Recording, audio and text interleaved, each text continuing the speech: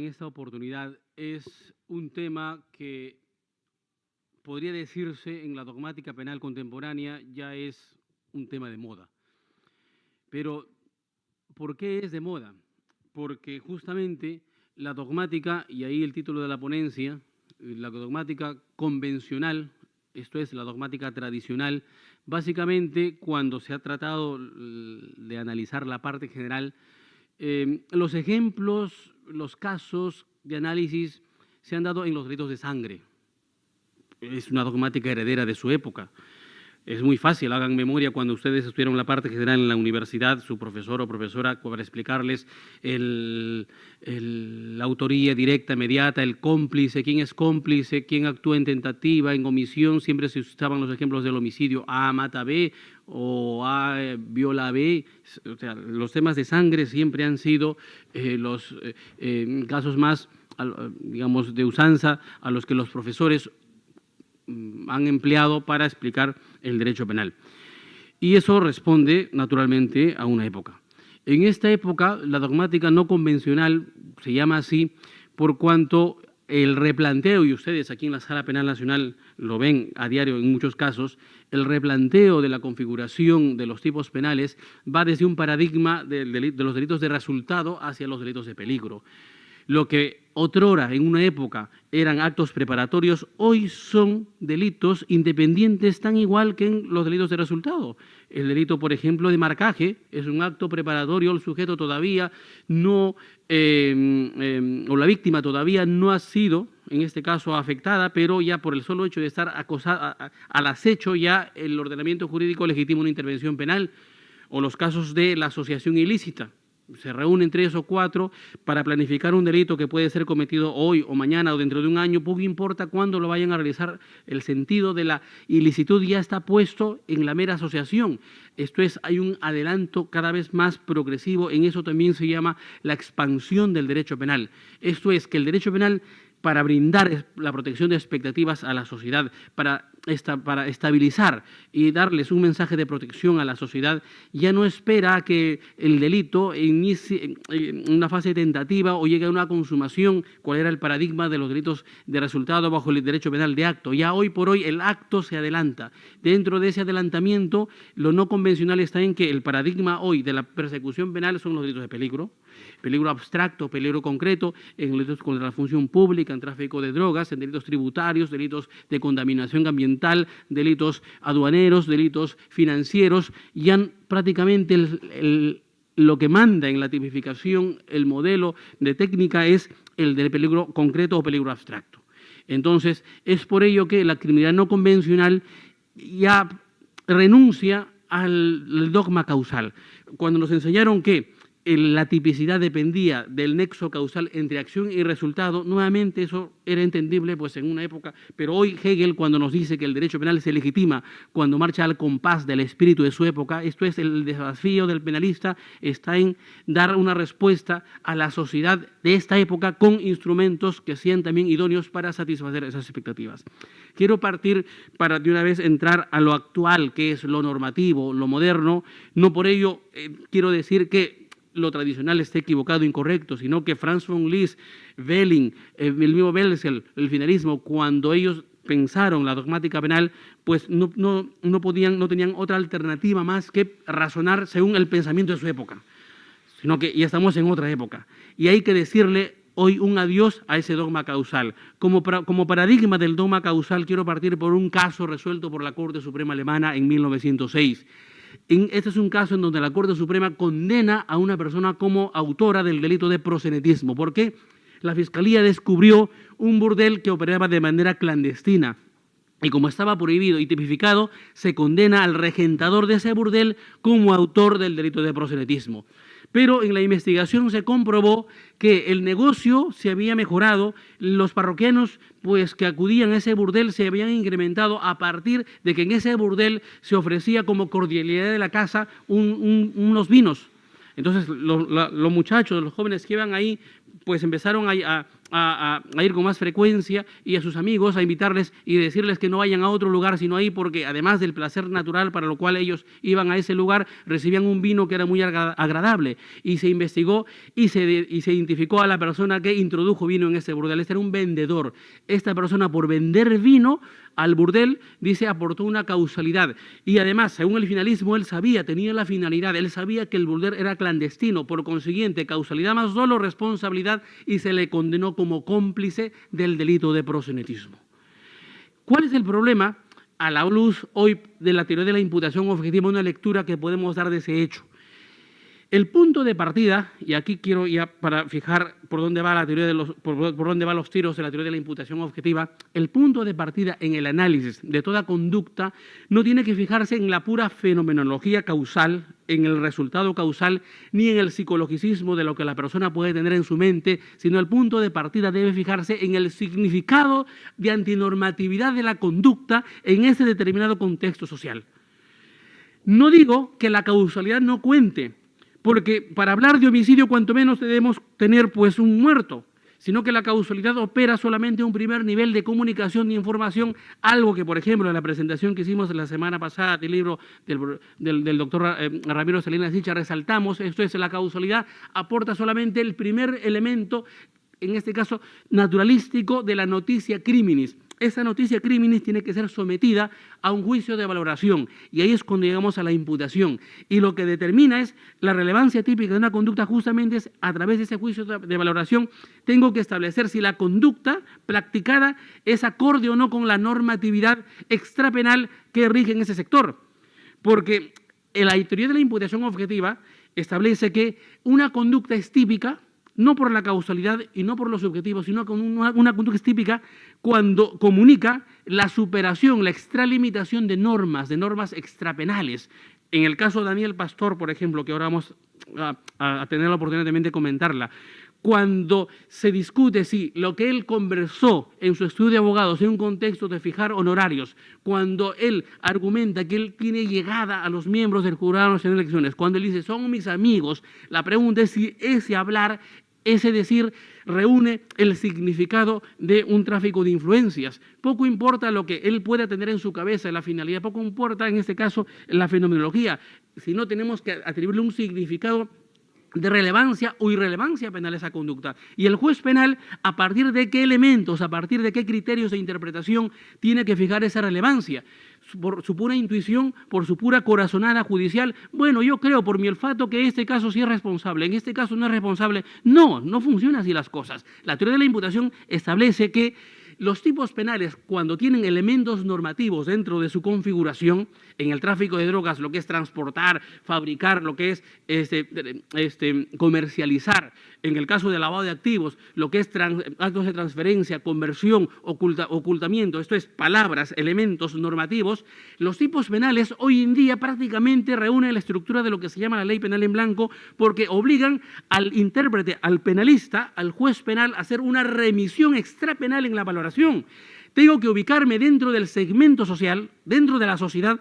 ¿Qué segmento social capta esa conducta? Si el segmento por sí solo ha evolucionado hacia una normatividad en particular, normas generales, normas especiales, normas de la Lex Artis, normas del estándar de conducta. En el caso de las normas de la Lex Artis, se trata de normas, en este caso, que son regladas deontológicamente por los colegios profesionales, tengo que tomarlos en cuenta. Si en el caso de lavado de activos, la remisión es a la normatividad especial que fija la Superintendencia de Banca y Seguros, o que fija el Colegio del Notariado respecto a los notarios, o que se establece en relación a lo que puede significar a lo mejor todo lo que es el tracto sucesivo en lo que es un negocio bancario, y para eso están las instituciones financieras que tienen que emitir opiniones, pues el tipo penal no puede captarse en su significado, en su esencia, en su sentido, si no se hace esa revisión previa. Entonces, la teoría de la imputación objetiva no comunica mayor misterio. Simplemente es una herramienta conceptual que en esta época de una manera, a mi juicio, de lo más claramente posible, nos pone de relieve que la mirada, cuando tengo que determinar si una conducta es típica, tengo que hacerla al ámbito previo a lo penal. ¿Y por qué previo a lo penal? Porque esto también va al compás del principio del carácter fragmentario del derecho penal, de la última ratio, porque el tipo penal tiene que completarse su sentido con valoraciones extrapenales. Para cerrar, para regresar al caso y ya dedicarnos netamente a lo normativo, en el caso del burdel, por ejemplo, hoy en día, si tuviéramos que resolver este caso, sin lugar a dudas tendríamos que absolverle de la imputación por complicidad al vendedor de vinos. ¿Y por qué tengo que absolverle? ¿Acaso él, al introducir el vino, no fomentó que creciera la mayor frecuencia de parroquianos en ese lugar? Sí, hay una causalidad. ¿Acaso él no tenía conocimiento que ser un burdel clandestino? Por supuesto que él tenía conocimiento. ¿Pero qué nos dice nuestro Código Penal? Artículo 20, inciso 8 del Código Penal. Este es el artículo que, a mi juicio, fija el punto de partida en todo análisis de la relevancia o irrelevancia típica de una conducta. Este es un artículo, a mi juicio, el fundamental. La piedra angular, en este caso, debe analizarse a partir de la teoría del delito, a partir de este articulado. ¿Por qué? Porque el artículo 20, inciso 8, dice que está exento de responsabilidad penal el que obra por disposición de la ley en el ejercicio legítimo de un derecho, en el cumplimiento de un deber, en el ejercicio legítimo de un oficio o cargo. Este es un articulado que fija una causa de exclusión de la tipicidad. Es un artículo que fija una regla general de atipicidad. De ahí que, y ahora voy a pasar después a criticar a la sentencia de la Corte Suprema en el caso Pastor, estoy de acuerdo en el resultado, pero no en la fundamentación, porque no estamos ahí en una causa de justificación. Porque para hablar de una causa de justificación, tengo que reconocer previamente que la conducta es típica, que Daniel Pastor obró típicamente, solamente que en la situación concreta debía haber alguna situación de necesidad, alguna situación excepcional que obliga al ordenamiento jurídico a autorizarla, pero no es el caso, porque si en la fundamentación misma de la ejecutoria se establece que en su base la conducta no extralimitó el ámbito de competencia de un abogado, si la conducta no rebasó lo que forma parte de la ética del abogado, entonces la conducta es atípica. ¿Por qué es una causa de atipicidad? Porque la conducta no ingresa a la tipicidad. La teoría del delito tiene tres elementos: la tipicidad, la anticuriosidad y la culpabilidad. Cuando se analiza metodológicamente el delito, se comienza por la tipicidad. Yo no puedo establecer que la conducta es culpable si previamente no he fijado que es antijurídica. No puedo afirmar la anticuricidad si no he establecido que es típica. Entonces hay un orden de prelación y dentro de la tipicidad incluso primero se analiza el tipo objetivo y después el tipo subjetivo. Entonces, pero si existe una causa legal, en este caso, que de entrada me dice que la conducta no ingresa a la tipicidad, por consiguiente nunca va a llegar ni a la anticuricidad ni a la culpabilidad, entonces estamos ante un supuesto de una causa de atipicidad. Concretamente, dogmáticamente, técnicamente sería una causa de exclusión de la imputación objetiva.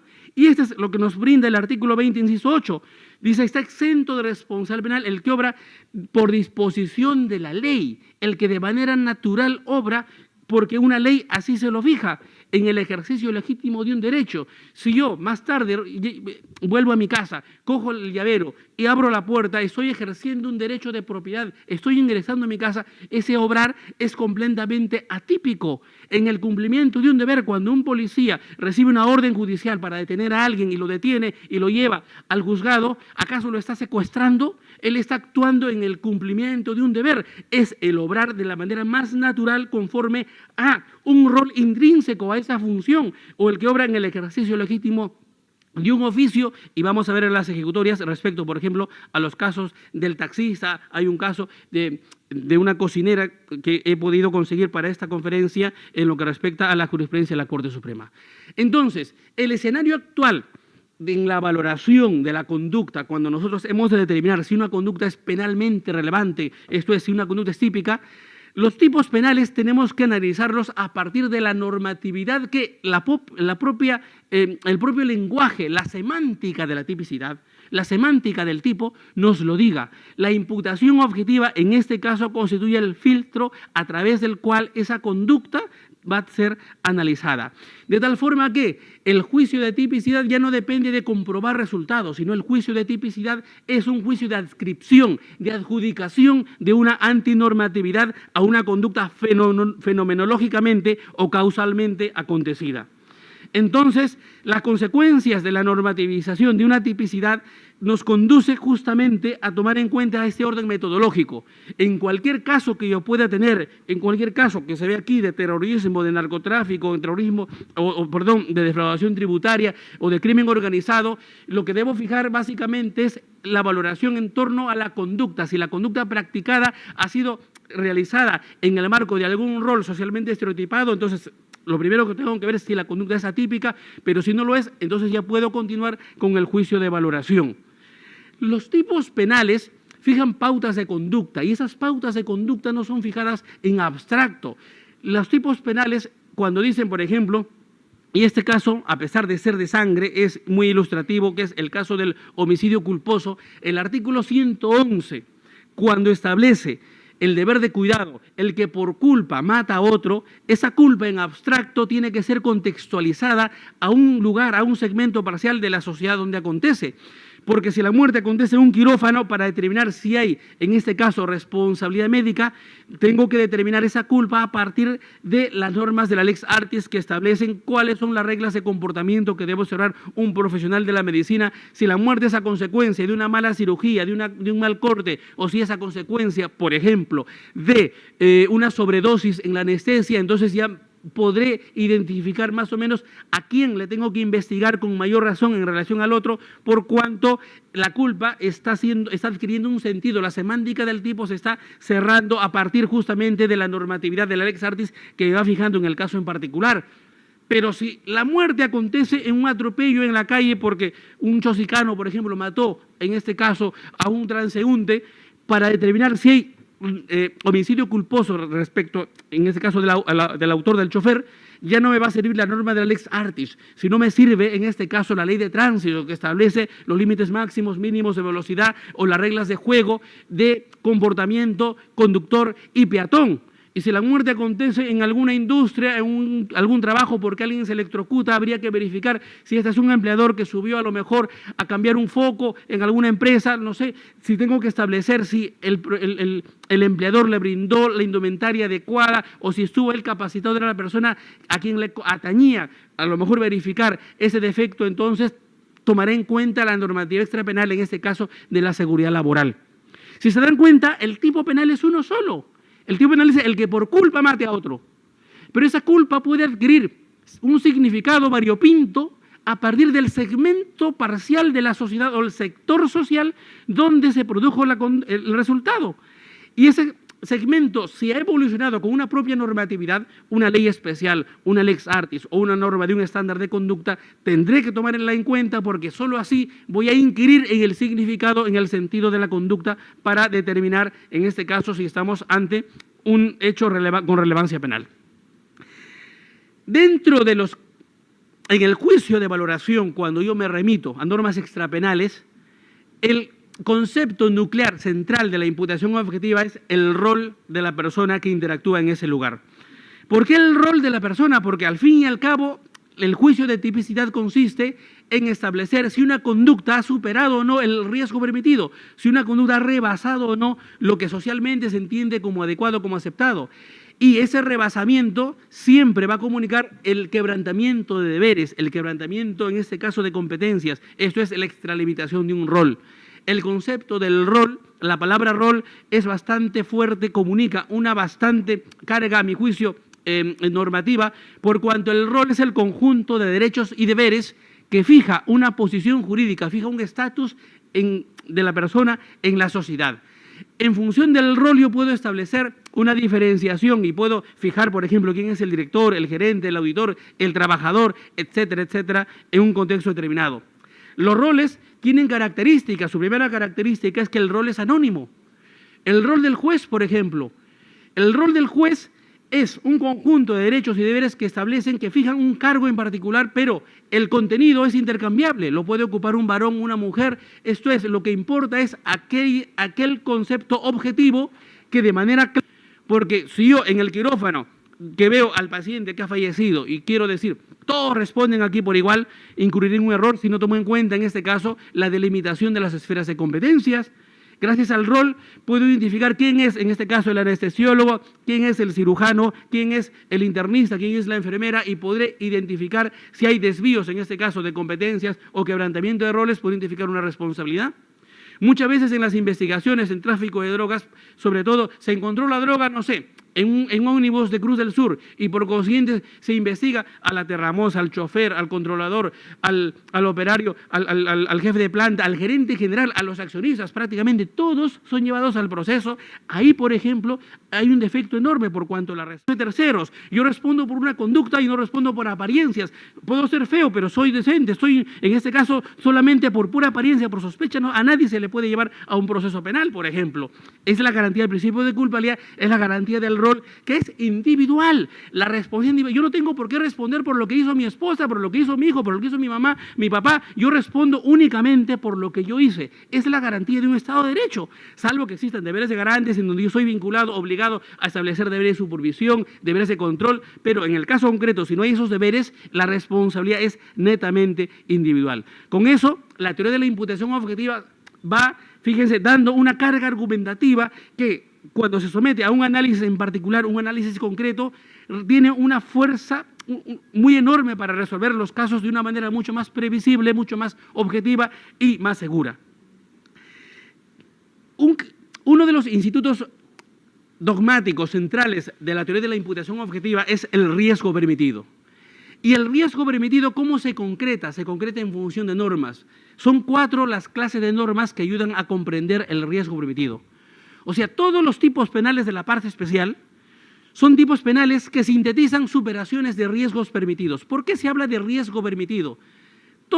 El fundamento es, todos los derechos están sujetos a permanentes riesgos. Aquí ustedes, por ejemplo, están sentados escuchándome, nada les asegura, nada les garantiza que el compañero de lado de pronto vaya a introducirles un lapicero, por ejemplo, en el oído. Pero hay una confianza, yo confío en que el compañero o compañera no lo hará. El riesgo es latente, el riesgo de alguna forma, digamos, es permitido, pero cuando alguien cumple lo que yo digo o pone en práctica es porque ha superado ese riesgo general. Como dice Jacobs, todo contacto social entraña riesgos. A diario, cuando subimos al Metropolitano, en la hora punta, cuando se viaja ahí como si fuésemos a lo mejor espárragos dentro de una lata ahí, a lo mejor de conserva, cuando la gente anda muy apretada y alguien empieza a toser como si, por ejemplo, el pulmón se le vaya a salir, no le vamos a denunciar por tentativa de homicidio, porque en este caso pueda que me contagie alguna bacteria que sea mortal. El riesgo es latente, la posibilidad de que me contagie, sí, pero lo permito. Pero lo que no permito, lo que no tolero es que introduzca su mano en mi bolsillo y me quite el celular o me lleve la billetera. Entonces, los tipos penales son la concreción de superaciones de riesgos prohibidos o riesgos permitidos. Pero ¿cómo se concreta? En función de normas. ¿Y cuáles son las normas? Son 4 las normas. En primer lugar están las normas generales. Dependiendo de qué delito, hemos de acudir a las normas extrapenales, en este caso a las normas generales, al Código Civil, por ejemplo. En algunos delitos ayuda a establecer cuándo estamos ante un bien mueble, un bien ajeno, quién es un ascendiente, quién es un descendiente, pero hay tipos penales que no se abastecen solamente con normas generales, sino necesitan normas especiales. Por ejemplo, en el caso cuando estamos, casos de contaminación ambiental, de delitos tributarios, delitos contra la administración pública. Aquí sirven, por ejemplo, a este respecto, para precisar el contenido de la tipicidad, el MOF, el ROF de los funcionarios públicos, los estatutos, las leyes generales, la ley medioambiental, la ley en este caso de tránsito, todo lo que es normas especiales extrapenales. Pero hay casos en donde no bastan las normas generales ni las normas especiales, sino el tipo penal reclama una remisión a una norma de la Lex Artis. ¿Qué son las normas de la Lex Artis? Son las normas que resultan de la práctica reiterada y permanente de las profesiones. Los colegios, en este caso profesionales, aportan para establecer si un psicólogo ha de verse vinculado a lo mejor a un delito de colusión porque emitió una evaluación psicológica, una contratación a trabajadores, lo que fuere, tomará en cuenta las normas del Código Deontológico en este caso, los psicólogos, para establecer, en el caso Pastor, si él ha rebasado o no el Código de Ética del abogado, tomará en cuenta las normas, en este caso, del Colegio de Abogados.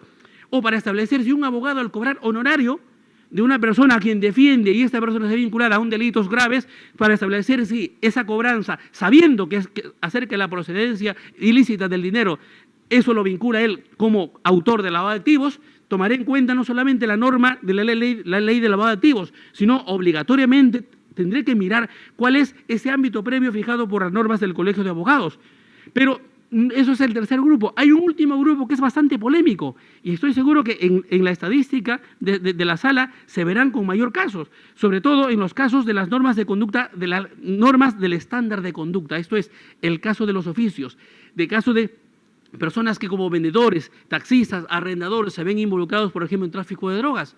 Entonces, ¿cómo voy a establecer si la conducta es neutra? Esto es, si la conducta está acorde o no al rol. Para eso tomaré en cuenta, ya no hay una ley especial que me diga cuál es el rol del taxista. No hay una ley, no hay un MOF, un ROF, en este caso de una arrendadora que arrienda cuartos a lo mejor a un narcotraficante. Ya no existe a este respecto una norma de la Lex Artis. No hay un colegio de abogados o no hay un colegio profesional, por ejemplo, para los cocineros. Hubo un caso aquí de la sala de una señora que, luego vamos a ver el caso en particular, que alimentaba, daba de comer a su esposo y a sus peones que en el día se iban a la chacra a trabajar la coca y procesar droga.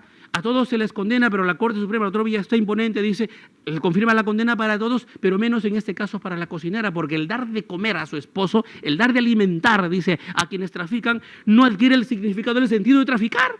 Y me parece bastante razonable, porque no sé, quien da de comer a un ladrón que luego va a robar en un banco, entonces también sería responsable, porque la conducta de complicidad, la conducta de favorecimiento es una conducta que debe recaer sobre una conducta en sí, no sobre la constitución orgánica de quien la ejecuta, por ejemplo. Entonces, hay tipos penales, o mejor dicho, todos los tipos penales de la parte especial, para su configuración van a echar mano necesariamente de cualquiera de estas cuatro normas. No hay otro tipo de normas, son normas generales, normas especiales, normas de la Lex Artis y normas del estándar de conducta. Esa es la primera categoría, la categoría que nos aporta el del riesgo permitido. La segunda es la de la prohibición de regreso. La prohibición de regreso es el instituto de la imputación objetiva que se aplica claramente solamente para los casos en donde de manera clara alguien no se ha apartado de su rol, alguien opera dentro de una conducta neutra, también se dice conducta estandarizada. Esto es el caso típico del taxista, que transporta a su pasajero hacia el aeropuerto y en el aeropuerto pues este es intervenido. ¿Por qué? Porque lleva droga en la maleta. La pregunta es si el taxista se convierte en cómplice o no. Naturalmente, la cuota de la probanza judicial, la investigación tiene que tomarse en cuenta, pero si las pruebas actuadas, contradichas en el juicio, no destruyen ese carácter de neutralidad, habría que afirmar que la conducta en este caso es neutra.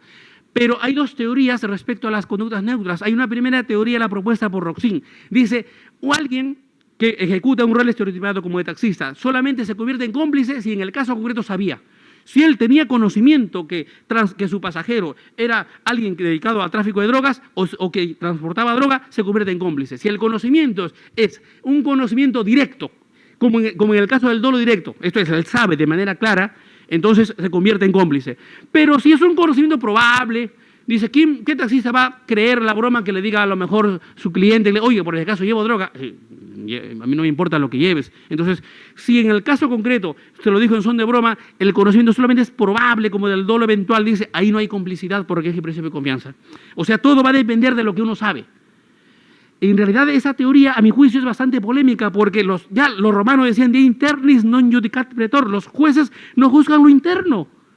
Porque Benedict Carpso, 1635, él decía, todos los imputados, y señores jueces ustedes, todos los imputados que se sientan delante de un juez van a decir yo no fui. O cuanto menos sí fui, pero de manera negligente, no dolosamente se me pasó, me descuidé. Y Carpso pone el siguiente caso. Él dice, quien coja una espada y dice, y argumente, señor juez, clemencia, piedad, clemencia, yo nunca quise matarlo, yo solamente tuve la intención, él hablando de las intenciones, tuve la intención de jugarle una broma, yo le puse la espada aquí en el cuello solamente para hacerle una rayita, una bromita, y se me pasó y lo atravesé de par en par.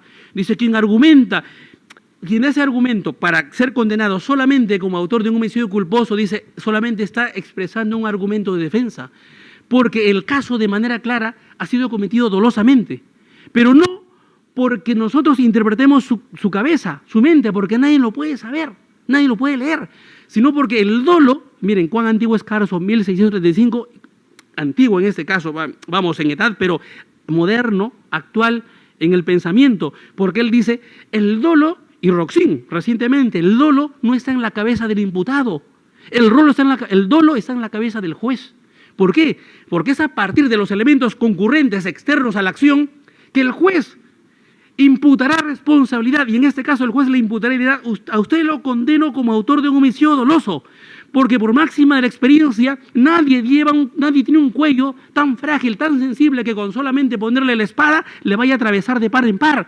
Si ya creo cortar el cuello de un pollo, de un pavo, de un pato es difícil, imagínense cómo será el introducir una espada dentro del cuello de un ser humano, porque para haberla atravesado ha debido ponerle fuerza, y al ponerle fuerza entonces él ha tenido conocimiento, sabía lo que hacía, por tanto el hecho es doloso. Entonces el dolo se construye a partir de los elementos, de los indicios concurrentes externos a la acción. Richard Wagner dice: muéstrame tus hechos y ellos me revelarán tu culpabilidad. O sea, los hechos hablan por sí. Ese es el dolo. El finalismo nos hizo creer que el dolo estaba en la cabeza del autor, que la intención cuenta. No, la intención o el conocimiento está en el contexto que el juez, porque el juez no estuvo en el momento de la comisión del hecho, el juez estuvo después en el juicio. Él se formula un juicio de imputación a partir del contradictorio que se dé en el juicio. Por consiguiente, estamos ante un elemento de imputación. De ahí que Jacobs dice: no es lo subjetivo, sino es lo objetivo. Lo único que nos importa establecer es si en el caso concreto la persona actuó conforme a su rol o no. Y aquí vamos a tratar, doctora, algunos casos de la jurisprudencia justamente a este respecto. El caso del taxista es el caso más antiguo que he podido en este caso encontrar respecto a la imputación objetiva. Es un caso conocido en Chorrillos. Una madrugada, una persona que estaba en la calle para un taxista y le dice: ¿me puede llevar a tal lugar? Sí, fijan el precio y además le agrega: pero mire, yo tengo muchas cosas para llevar, pero para que no me roben, he venido solamente a pedir al taxi, vamos a mi casa a recoger las cosas y vayámonos allá. La pregunta es si esa conducta forma parte del estereotipo común habitual de un taxista. Y la respuesta es sí, muchas veces se hace eso. Entonces el taxista le dice: ok, vamos a tu casa. Al llegar a la casa, salen de pronto 5 sujetos, llenan el carro con horno microondas, con televisores, con computadora, con objetos. Él se da cuenta, el taxista se da cuenta que esto era un robo. Y la policía, que había sido advertida por los vecinos, llegó, que nunca llega tan proactivamente, y llegaron para al menos permitir contarnos esa historia. Los ladrones huyeron y el taxista se quedó con todas las cosas ahí. Entonces se le procesa por el delito de robo agravado. La Corte Suprema emite una ejecutoria suprema en donde establece que en el caso concreto hay que absolvérsele por cuanto las pruebas actuadas en el expediente no conducen en este caso a enervar la presunción de inocencia.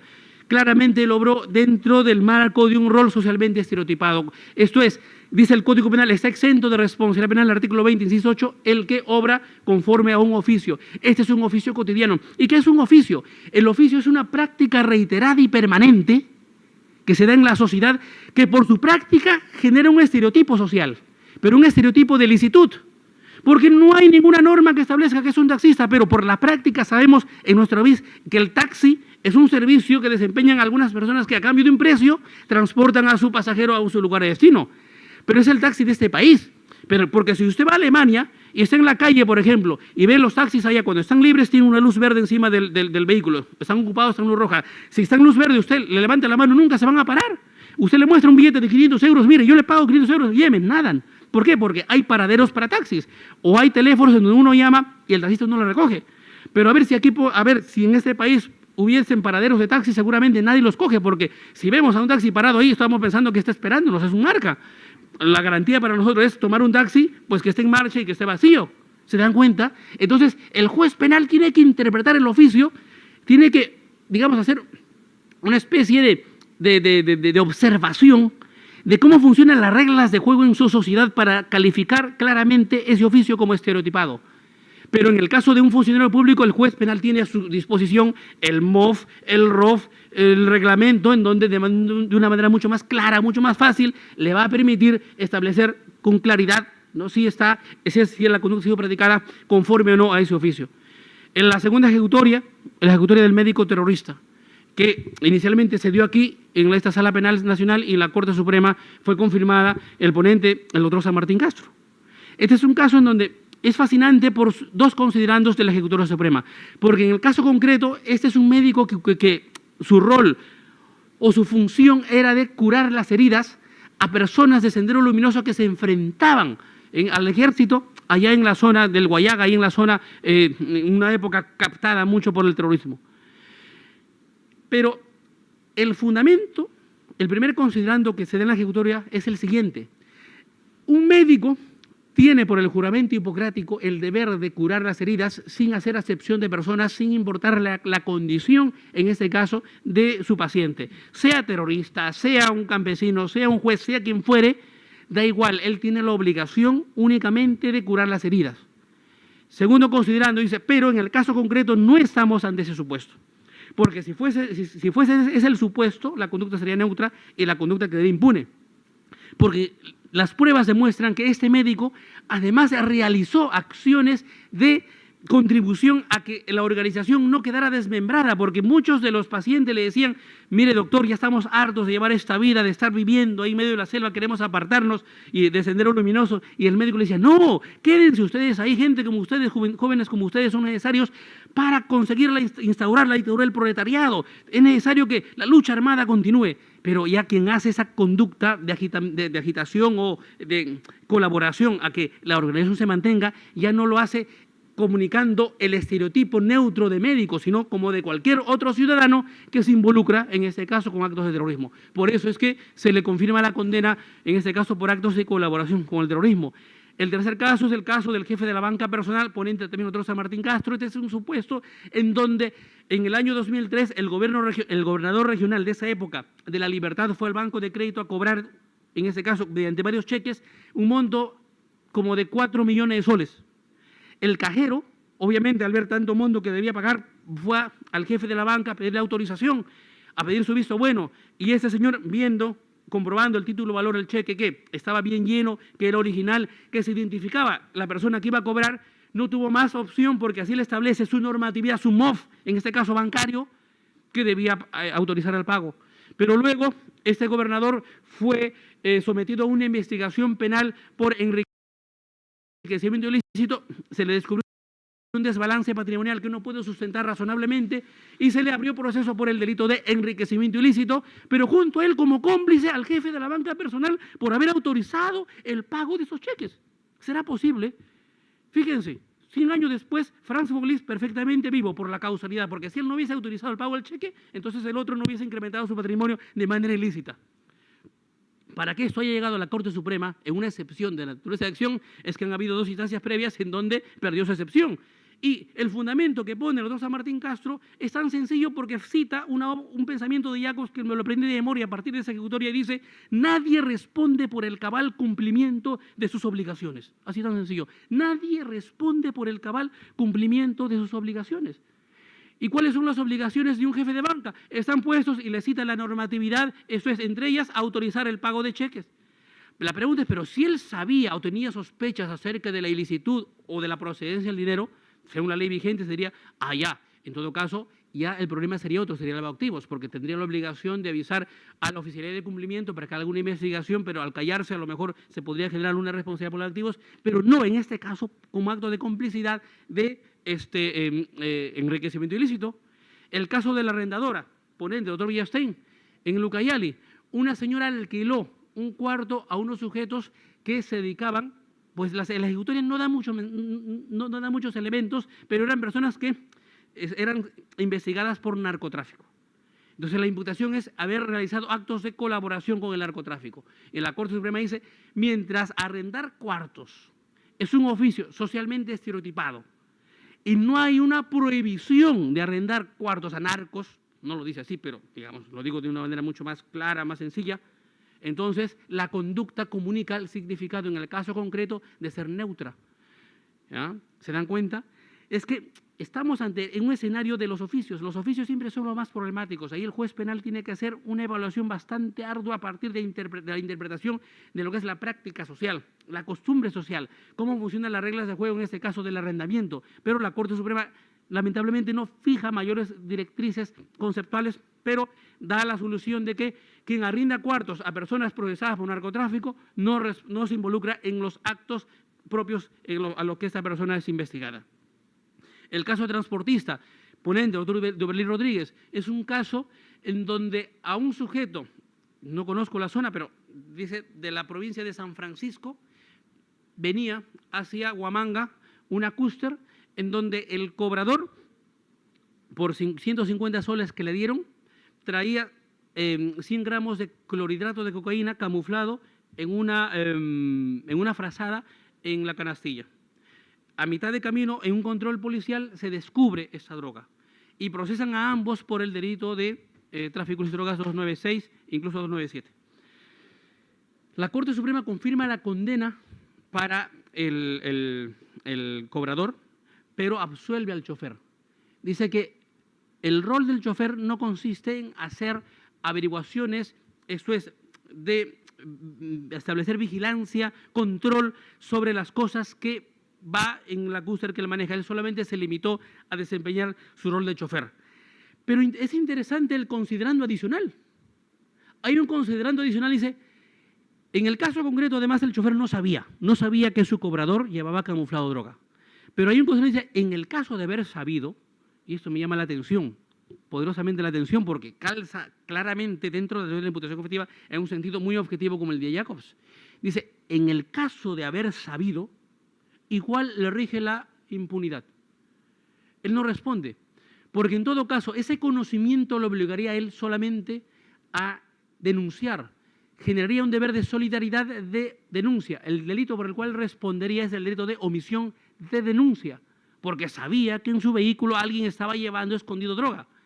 Pero como quiera que el principio de legalidad establece nullum crimen nulla pena sine lege, no hay delito, no hay pena sin ley, el artículo 407 del Código Penal, que tipifica la omisión de denuncia, establece que solamente responde como autor de omisión de denuncia el que por su profesión, dice, o empleo, tiene noticias acerca de un delito y no comunica a la autoridad. Y no forma parte del empleo o de la profesión de un chofer el denunciar. Está claramente orientada, este deber jurídico orientado al policía, al fiscal, al médico a lo mejor de turno cuando recibe a alguien, no sé, Oropesa va baleado y por ejemplo se calla y no avisa a la autoridad, o al profesor que ve que un niño está maltratado y no avisa a la autoridad. O sea, para los supuestos específicos en donde existe el deber de denuncia, pero donde no haya ese deber, no esté, digamos, no sea inherente al rol que se desempeña, rige la neutralidad de la conducta de manera ilimitada. Por consiguiente, en este caso, dice a él se le absuelve y me parece a mí de manera muy plausible este argumento. Lo último es el caso de la cocinera ponente del doctor Villastein. Es lo más reciente que he encontrado del año, es del 2012, la ejecutoria es 2011, la fecha es 2011, pero es 2012. Porque parece que ya no están llegando casos o no están aplicando la imputación objetiva o ya lo tienen claro, ya no tienen más que decir. Pero el caso es interesante, yo lo dije antes. Esto ocurre en Puno. Es una persona que tiene su chacra, con sus peones, va todos los días a trabajar y la esposa se limita a preparar el desayuno, el almuerzo y la cena. Les hace comer.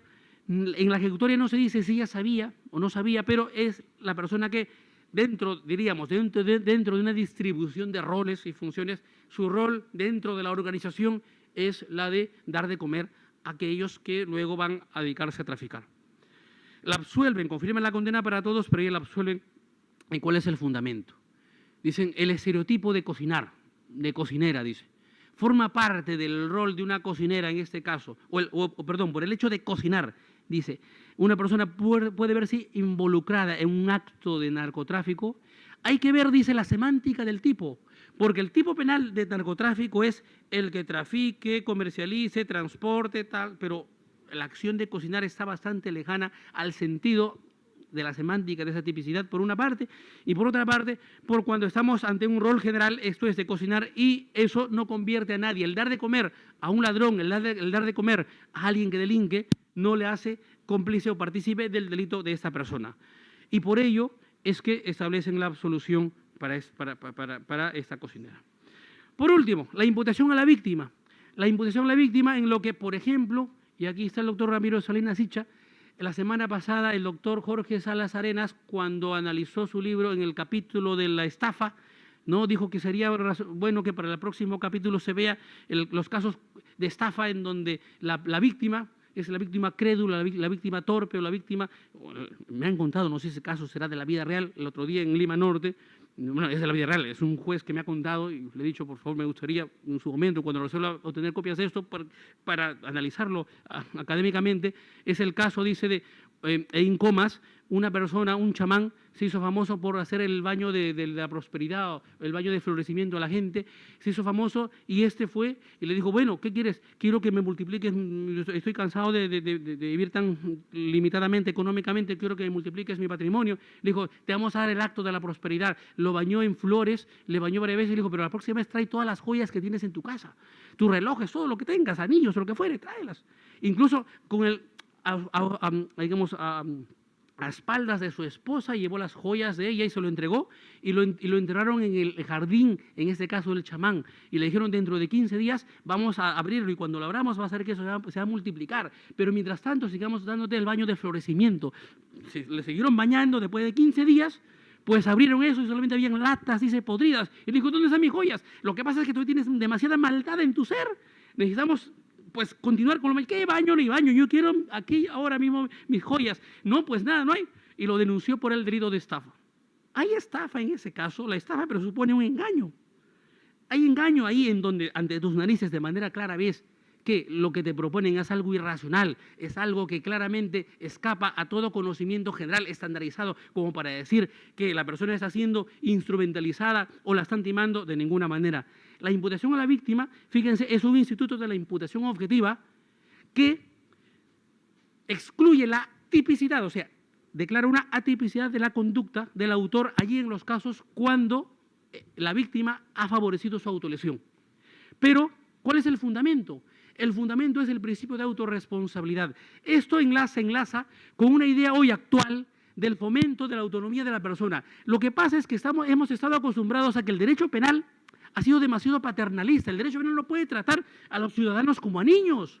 El derecho penal no puede proteger a los ciudadanos más allá, incluso por encima de su propia torpeza. El derecho penal no está para proteger la torpeza de las personas.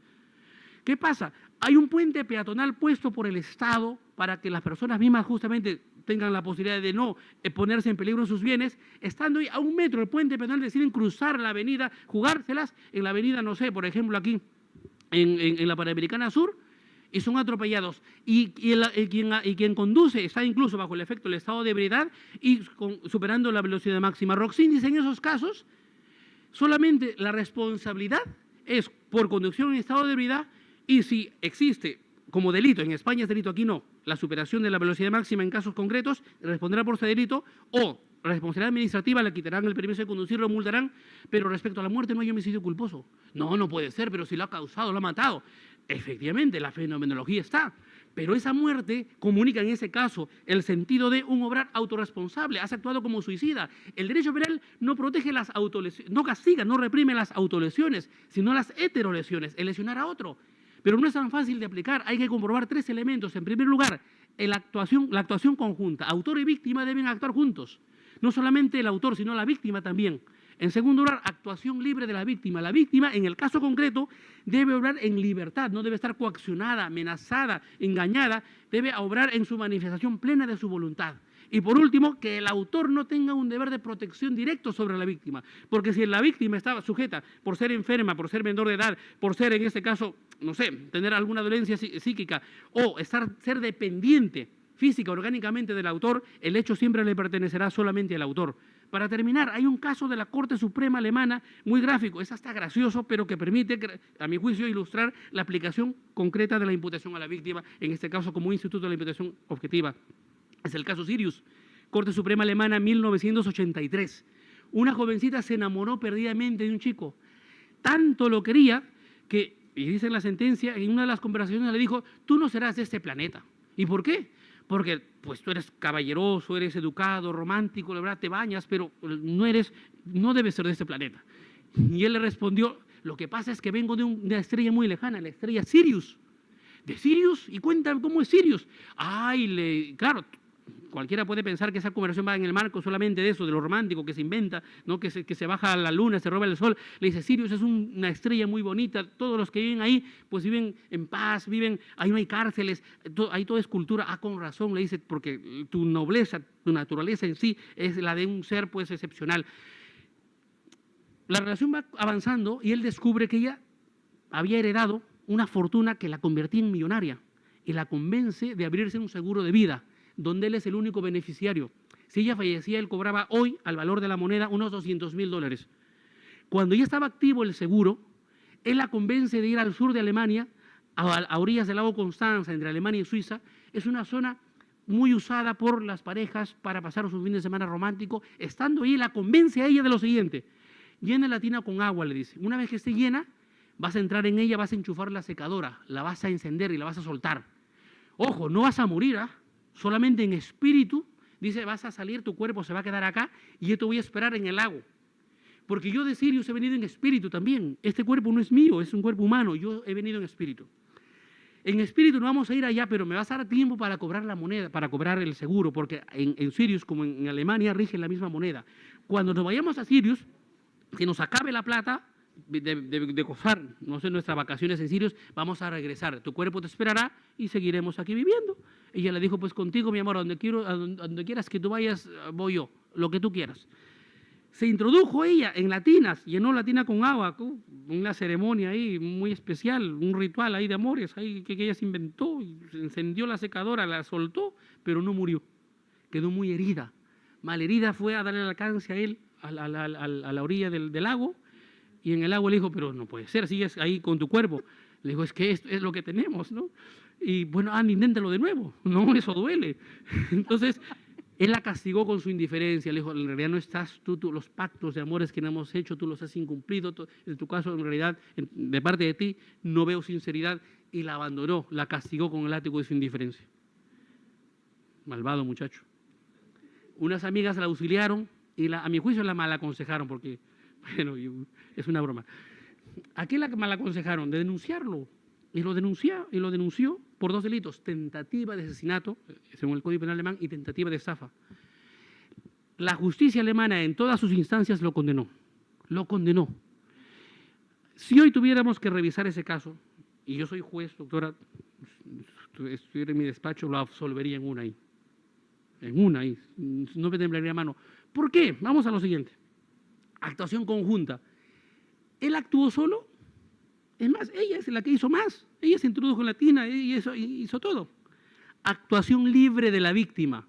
Estuvo coaccionada, violentada, amenazada. No, doctor, estuvo coaccionada por el amor. Es que el amor es algo tan subjetivo que en realidad no forma parte de ningún tipo penal. Claramente fue una decisión autónoma. A lo mejor podrán pensar, tendrían un problema mental, pero en la sentencia no se habla de ninguna pericia psiquiátrica, con lo cual se presume que estamos ante un caso de normalidad. ¿Él tenía un deber de protección directo sobre ella? No. Por consiguiente, calza los elementos de la imputación a la víctima. El derecho penal no está para, hoy por hoy, fíjense, para proteger eso, esas candideces, esas torpezas, o para tratar a los ciudadanos como a niños. El derecho penal está para proteger a personas, ese es el fundamento de una concepción funcional del derecho penal, para proteger a las personas que en sociedad interactúan de manera autónoma, y el derecho penal más bien fomenta la autonomía. Pero de esta manera el derecho penal solamente, si vamos a persistir en castigarlo, condenarlo, sería más por razones éticas, razones morales, y no por razones netamente jurídicas, y es por considerar el paternalismo en el derecho penal. Para terminar, el caso Pastor. En el caso Pastor, en mi opinión, que me he leído las 44 páginas este fin de semana, la decisión es correcta. Comparto la decisión, la fundamentación, sí hay una contradicción en la fundamentación. Porque los hechos probados, si los puedo resumir en breve, es que él, digamos, fanfarronea respecto a la alcaldesa de Tocache, en donde dice, yo solamente puedo conseguirte resolver el problema, yo tengo llegada, son mis amigos, pero dice, ellos son correctos, ellos no cobran. Entonces la pregunta es si es ese hablar, ese decir, en ese contexto, entra o no, calza o no dentro del tipo penal de el tráfico de influencias. ¿Cómo voy a establecer? Y aquí nos ofrece la teoría de la imputación objetiva, si en el caso concreto la conducta es típica o no.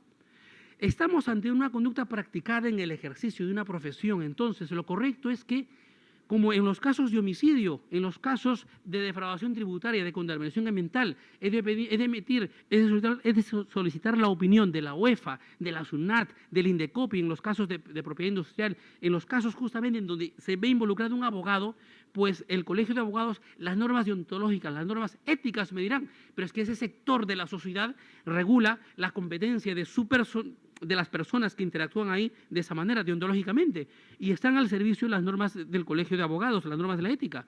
Y el razonamiento de la Corte Suprema al valorar a mi juicio es correcto, porque en este caso dice, no pasa más de una fanfarronería. Es más o menos, en este caso, digamos, ético, más ético, menos ético, pero no rebasa el rol de lo que un gestor de intereses, porque el marco es justamente de fijación de honorarios. No sé si el derecho penal esté habilitado para penetrar dentro de un estudio de abogados y obligarle al abogado a que no mienta. Yo creo que el derecho penal ahí estaría siendo forzado para que realmente imponga lecciones de moral, lecciones de ética, y no creo que esa sea la finalidad de los tipos penales. Por esa razón considero que estamos ante un obrar en el ejercicio legítimo de un derecho, en el ejercicio legítimo de una profesión.